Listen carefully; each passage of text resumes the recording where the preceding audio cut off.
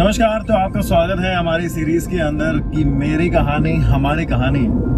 तो आज का जो थीम है वो हमने यहाँ पर रखा है ट्रैवल की। जो ट्रैवल का ज़माना है वो बदलता रहता है कि किस तरह से ट्रैवल रहा। तो इसमें हम हमारी जर्नी को जो है वो शेयर करेंगे कि हम किस तरह से ट्रैवल किया करते थे और आज जो है वो ट्रैवल का ज़माना कैसे बदला है। शुरू करो। आज तो देखो मैं एसी गाड़ी में जा रही हूँ, लेकिन पहले ऐसी गाड़ियां होती थी लेकिन हमारे पास नहीं थी। मैंने अक्सर जो है पैसेंजर गाड़ियों में जो है सफर किया है, क्योंकि उन दिनों में हमारी परिस्थितियां भी कुछ ऐसी होती थी, ज्यादा पैसा नहीं होता था, पैसेंजर गाड़ियों का किराया कम होता था और इतने कष्ट हमें झेलने पड़ते थे कुछ नहीं। लेकिन फिर भी आदत पड़ी हुई थी। ऐसे वक्त देखे कि जब ट्रेन में हम बीकानेर से अबोर, मेरे मायके हैं हनुमानगढ़ तक ट्रेन जाती थी। अब तो बीकानेर से अबोर तक ट्रेन भी होती है। कई बार तो हमें बिल्कुल बैठने की भी सीट नहीं मिलती थी। रिजर्वेशन तो हमने कभी कराई नहीं। वो तो बहुत साल बाद जब ये प्रवाल बड़ा हो गया, कमाने लग गया, तब जो है हमने रिजर्वेशन में जाना शुरू किया। वो भी इसी ने करवा दी। मैं तो डांटती रहती थी कि नहीं जाना, रिजर्वेशन के बहुत ज़्यादा पैसे लगते हैं, लेकिन ये माना नहीं और इसने करवा दी। ये बीकानेर से आगे पता नहीं कोई बाबे का डेरा है, लोग वहाँ जाते थे दर्शन करने के लिए। एक बार तो ऐसा हुआ कि हम पूरी रात खड़े रहे, यानी कि खड़े रहने की भी जगह नहीं थी, कभी इधर कभी उधर। ये दोनों बच्चे छोटे थे, प्रवाल भी हर्ष भी। बड़ी कोशिश करते थे। ये प्रवाल तो फिर भी सॉलिड था, खड़ा हो जाता था। वो छोटे वाला तो बहुत परेशान करता था, नहीं मैंने बैठना है, मुझे सीट दिलाओ कहीं बैठने की। लेकिन कहाँ दिलाए, कोई सीट ही नहीं है। कई लोग तो गए इतने जिद्दी होते थे कि वो बिल्कुल भी बच्चों तक को नहीं बैठने की सीट देते। बहुत कोशिश की उस दिन, लेकिन नहीं, पूरी रात हमने जो है जाग कर बिताई। फिर हनुमानगढ़ स्टेशन पर उतरे हम, बस स्टैंड पे गए। वहाँ क्या ये दुकानें चाय वगैरह की होती है, इनके वहाँ फट्टे बिछे हुए होते हैं। तो वहाँ जो है प्रवाल तो जागता रहा और मैं और हर्ष जो है छोटे वाला बेटा, हम दोनों सो गए, क्योंकि वहाँ से बस पकड़नी थी। हमें नींद ऐसी आई कि पता ही नहीं चला। प्रवाल को कह के सोई थी कि जब बस का टाइम हो जाए तब मुझे उठा देना, क्योंकि ट्रेन जो है 4 बजे ले आती थी वहाँ और हमारी बस जो है वो 7 बजे के करीब आती थी। तो 3 घंटे हम इतनी गहरी नींद में सोए, पूछो ही। फिर उसके बाद बस ली, घर पहुँच गए। ऐसे जो है जब भी हमने सफ़र किया पैसेंजर गाड़ियों, कभी भी रिजर्वेशन नहीं करवाई। कई बार हम बठिंडा वाला रूट भी पकड़ लेते थे।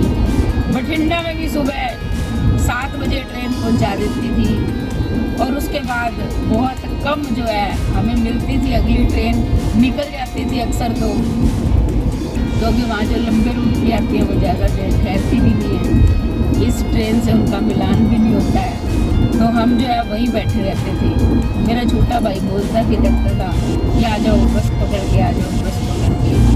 मैं कहती थी नहीं, क्योंकि मैं टिकट जो है बीकानेर से सीधी अबोर तक की लेती थी, अगर बठिंडा वाले रूट से आती थी। पहले क्या है, पैसे की थोड़ी अहमियत मानी जाती थी, लोग पैसों को महत्व देते थे। आज भी देते हैं, राजस्थान में तो बड़े कंजूसी से चलते हैं। और मैंने तो अपनी परिस्थितियों के अनुसार एक एक पैसा जो है वो बहुत सोच समझ के खर्च किया है। मेरी जो टिकट होती थी बीकानेर से अबोर तक की, वो 25 रुपए की होती थी। अगर मैं बठिंडा तक की टिकट लेती हूँ तो 24 रुपए। 1 रुपए के कारण जो है मैं 4-4, 5-5 घंटे प्लेटफॉर्म पे दोनों बच्चों को लेकर बैठे रहती थी, लेकिन बस पकड़ के नहीं जाती थी, क्योंकि पता था कि इस 1 रुपए में पहुंच जाएंगे और बस की टिकट लेंगे तो कम से कम भी 50-60 रुपए हमारे और लग जाएंगे। हालांकि दोनों बच्चों की आधी टिकट लगती थी, मेरी पूरी थी। तो कहने का मतलब है कि हमने बहुत ही गरीबी के दिन जो है वो देखे हैं, सोच समझ के कि कहाँ जाना है, कहाँ पैसा खर्च करना है, और अक्सर अपने मायके जाती थी और कहीं नहीं जाती थी। एक बार हम जा रहे थे तो चलो, ये बच्चे छोटे थे, मैंने कोशिश भी की चलो रिजर्वेशन करवा लेते हैं। अंदर टीटी आया, मैंने उसे कहा, मैं कहा भैया 27 रुपये टिकट थी, जबकि ये बात बता रही हूँ, क्योंकि 25 से 27 हो गए थे, ये बच्चे भी थोड़े बड़े हो गए थे। तो मैंने उसको कहा चलो रिजर्वेशन करवा लो, तो उसने कहा कि 27 रुपये एक टिकट के हैं और 4 टिकटें दूंगा आपको, और 27 रुपये और रिजर्वेशन के, यानी कि एक टिकट के 54 हो गए। तो मैंने कहा क्यों? कहते कि इन बच्चों को भी तो अलग सीट देनी है। मैंने कहा नहीं, बच्चों के तो हमारे पास सोएंगे, एक अपने पापा के पास, एक अपनी मम्मी के पास। उसने कहा नहीं जी, इन दोनों को तो अलग अलग सीट मिलेगी। मैंने कहा भैया यहीं बैठी हूँ, मैं तो अगर दूंगी तो अपनी 2 ही टिकट के पैसे दूंगी, यानी कि टोटल 4 टिकटों के 54 देने वाली नहीं हूँ। एक टिकट के 54 है तो 2 टिकट जो है आप हमें दे दो। वो बड़ी देर बहस करता रहा, नहीं बच्चों के लिए जो है अलग लो, नहीं तो चले जाओ पैसेंजर डिब्बे में चले जाओ आप, ये रिजर्वेशन वाला कोच है। मैंने कहा नहीं दूंगी, बैठी रही, वो इधर उधर घूमता रहा। तो ये जो होते हैं टीटी, इनको भी लालच होता है, ये सोचते हैं बच्चों के नाम से ले लो, ठीक है, लेकिन मैं नहीं मानी। फिर घूम घाम के लोगों ने भी कहा कि देखो ज्यादा बच्चे बड़े नहीं है, जब तुम्हारी सीट ले ही नहीं रहे हैं, ये अपने मम्मी पापा के पास सोएंगे, तो तुम क्यों फालतू 2 टिकटों के ले रहे हो। फिर थोड़ी देर के अंदर जो है घूम घाम के वो आ गया, फिर कहता लाओ मैडम दे दो। ऐसे जो है हम फिर 2 टिकटें ले ली और 2 टिकट में आगे पहुंच गए। जब ये एक बार प्रवाल ने हमारी रिजर्वेशन करवा दी, मेरा भतीजा आया हुआ था बोर से, 2 भतीजे हैं मेरे, छोटे भाई के लड़के आए हुए थे। तब हम उन्हें छोड़ने जा रहे थे। मैंने तो इसे बहुत मना किया कि वही ले लेंगे टिकट, लेकिन कहता नहीं भी आप जो है रिजर्वेशन ही करवा के चलते। वो फर्स्ट टाइम की हमारी रिजर्वेशन थी, तो ये करवा के लाया, यानी कि एक मेरी, एक इसकी और एक बच्चों की, 3 जो है उसने टिकटें कर दी। तब मैंने इसे मना किया, मैं कहा 3 क्यों करवा के लाया है, 2 ही बहुत थी, एक मेरे पास हो जाएगा, एक तेरे पास हो जाएगा, लेकिन ये मानना नहीं। फिर देखो मैंने क्या किया, जब ट्रेन आ गई तो हम बैठ गए, हमारी 3 सीटें थी। मैंने कई लोगों से बात करनी शुरू की, मैं कहा ऐसे ऐसे हमारे पास 3 टिकटें हैं और ये बच्चों की तो हाफ लगती है, इनको तो हम अपने पास सुला लेंगे, आप जो है एक सीट ले लो, जो टीटी को पैसे दोगे वो मुझे दे देना। ये प्रवाल तो मुझे कहता रहा, मम्मी क्या सी बातें कर रहे हो आप, अब है टिकट, आराम से सो जाओ। मैंने कहा नहीं, ये दोनों बच्चे अपने पास ही सो जाएंगे। फिर जो है एक व्यक्ति मान गया, कहता आंटी जी चलो आप मेरे से ले लो पैसे और मुझे जो है दे दो अपनी सीट। मैंने उसको दे दी, लेकिन इतने में टीटी आ गया, उसने तो उसको उठा दिया, कहते तुम्हारी तो टिकट ही नहीं है, ये तो रिजर्वेशन वाली सीट जो है इनकी है, तुम्हारी टिकट का है, दिखाओ रिजर्वेशन। वो कहता नहीं मैंने इनसे लिया। फिर मैंने उस टीटी से बात की, मैं कहा भैया आपको कोई प्रॉब्लम है क्या, ये बताओ, अगर हम इसको दे रहे हैं, हमारे इतने पैसे बच रहे हैं, तो आपको कोई नुकसान हो रहा है। वो कहता नहीं ये रूल ही नहीं है, आपने अपने नाम से टिकट लिया ये। फिर मैंने कहा कोई बात नहीं, आप इसको कोई दूसरी दे दो सीट है तो। वो बेचारे ने बहुत कोशिश की, इधर उधर घूमा, लेकिन और कोई सीट ही नहीं थी। फिर वो अंत में आके कहता चलो देख लो, आप जैसा उचित समझो वैसा कर लो। फिर मैंने वो एक सीट जो है उस लड़के को दे दी थी और उसने हमें पैसे दे दिए। हालांकि प्रवाल ने बहुत समझा, कहता मम्मी क्या आप हर जगह जो है ऐसे कामों में लगे रहते हो। मैं क्या करूं, मुझे आदत पड़ी हुई है, यानी कि मैंने एक एक पैसे की कीमत को समझा, बहुत ऐसी विपन्नता के जीवन जिया है कि अब इनके पास खूब पैसा है, कोई कमी नहीं है, भगवान की कृपा है, ईश्वर के आशीर्वाद से। अब तो ये मुझे प्लेन में भी घुमाता है, सारी तीर्थ यात्राएं भी करवा लाया प्लेन में, और जब भी सूरतगढ़ आता है कार में ही आता है, कार में लेके जाता है मुझे। अगर मैं ट्रेन में आना चाहूँ तो एसी में ही जो है मेरी टिकट करवाता है, हालांकि मुझे एसी सूट नहीं करता है। अभी भी मैं जो है वामाइन की गोली खा रखी है और उस ट्रोली के सहारे जो है चल रही हूँ, वरना मेरा बहुत बुरा हाल हो जाता है। बसें कारें ये मुझे बिल्कुल सूट नहीं करती हैं। पर मैं आपको बता रही हूँ कि वो एक समय था जब लोग, आज भी लोग पैसेंजर ट्रेन में सफ़र कर रहे हैं। मैं अभी जाती हूँ, अभी भी मान लो बीकानेर जाती हूँ, ये बच्चे तो जयपुर रहते हैं, मैं और मेरे हस्बैंड अगर हम कभी जाते हैं तो हम पैसेंजर ट्रेन में ही जाते हैं। बीकानेर पास ही है, 3 घंटे का रास्ता है, जाते हैं और आ जाते हैं। क्योंकि पैसा कमाना बहुत मुश्किल है, खर्च तो व्यक्ति मिनट में कर देता है, क्या फर्क पड़ता है बताओ, लुटाते जाओ। लोग पैसों को पानी की तरह बहाते रहते हैं, लेकिन जिस व्यक्ति ने गरीबी के दिन देखे ना, वो पानी की तरह पैसा नहीं बहाता।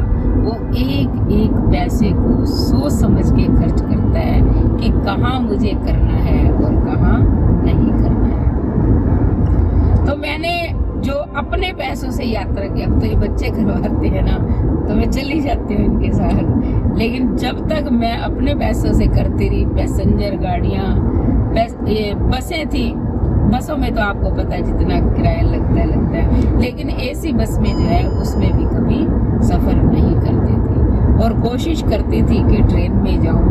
पहली बार एसी का सफर, पहली बार जब मैंने एसी का सफ़र किया तो मुझे एक तरह से तो अच्छा लगा, यानी कि एक तो लोगों की भीड़ भाड़ से बच गए, बहुत ज़्यादा रश। आप सोचो पैसेंजर ट्रेन के अंदर लोग बैठे हुए होते हैं, गर्मी के अंदर तो जो है इतनी बदबू आती है पसीने की, पूछो ही नहीं, सांस लेना दूभर हो जाता है। लेकिन क्या करें, मजबूरी थी हमारी, करते थे, इतना पैसा था ही नहीं। अब मान लो सफर में इतना पैसा खराब कर दे तो कैसे चलेगा। और अपने अक्सर मायके जाती थी क्योंकि वहाँ मेरे माँ पिताजी थे, बहुत कुछ मुझे मिलता था। हमारे घर की परिस्थितियां अच्छी नहीं रही हैं, ये मैं आपको पहले ही बता चुकी हूँ। अब जब ये बच्चे कमाने लग गए तब हमारी परिस्थितियां जो है ठीक हुई हैं। तो एसी में अच्छा लगा, किसको अच्छा नहीं लगेगा, लेकिन क्या है, मुझे सूट नहीं करती। आप ये सोच लो कि मेरे दिमाग का वहम है। अब मैं बैठी हूँ, मैंने मेडिसिन ली हुई है, इसलिए जो है सफ़र कर रही हूँ। तो मैं प्लेन में भी, जब इसने पहली बार बेंगलुरु की मेरी टिकट बुक कराई तो कई दिनों तो टेंशन में रही, वो प्लेन कैसे उड़ेगा, चक्कर आएंगे, वो तो घूमता है। फिर बड़ी मुश्किल से जो है अपने मन को समझाया, माइंड को सेट किया, लेकिन जब प्लेन में बैठ गई तब बहुत अच्छा लगा मुझे। कोई चक्कर भी नहीं आए, कोई किसी प्रकार की वॉमिटिंग भी नहीं हुई। मेरा सफ़र बहुत अच्छा, क्योंकि आगे फिर प्रवाल खड़ा था वहाँ बेंगलुरु में, ये मुझे बहुत अच्छी तरह से समझाता रहा कि मम्मी ऐसे ऐसे, फ़ोन मेरे हाथ में था, फ़ोन इसके हाथ में था, कि ऐसे ऐसे आप एग्जिट करो, अपनी बेल्ट नंबर सुन लेना, जो भी आएगी उसमें आपका सामान आएगा, यानी कि अपना लगेज जो है टैक्सी वगैरह लेना और आ जाना। फिर मैं सामने गई, तब ये सामने ही खड़ा था, मैंने हाथ मिलाया और इसने कह दिया कि इधर आ जाओ। फिर वहाँ जो है वहाँ से मुझे घर ले गया। तो हर जगह जो है ये मुझे बहुत अच्छी तरह, अभी भी कह रहा है ये सीट जो है पीछे कर लो मम्मी, आप सो जाओ। जहाँ भी जाती हुई मुझे सुविधाजनक जो है सफ़र करना। तो मोरल ऑफ द स्टोरी यही रहा है कि बड़े दुख में टाइम निकाला है। मैं जब साइरा जागता था ट्रेन के अंदर बैठा तो सोचता था कि एक्सप्रेस ट्रेन भी जाती है जो 4 घंटे पहुँचा देती है, हम इस ट्रेन में जाते हैं 8 घंटे लगाती है, क्यों इतना टाइम ख़राब करते हैं। एक बार एक्सप्रेस ट्रेन में भी आए थे, वो वाला भी एक्सपीरियंस देखा था। एक बार चले गए यहाँ बठिंडा, सुबह पहुँचे कि अब जाके हमको पता लगा कि उस ट्रेन को कैंसर ट्रेन बोलते हैं। अब फिल्म देखी तो पता लगा अच्छा ये वो ट्रेन थी क्या। तो उसमें लोग जाते थे बोलते थे मरीजों वाली ट्रेन है, बीकानेर से बठिंडा चलती थी।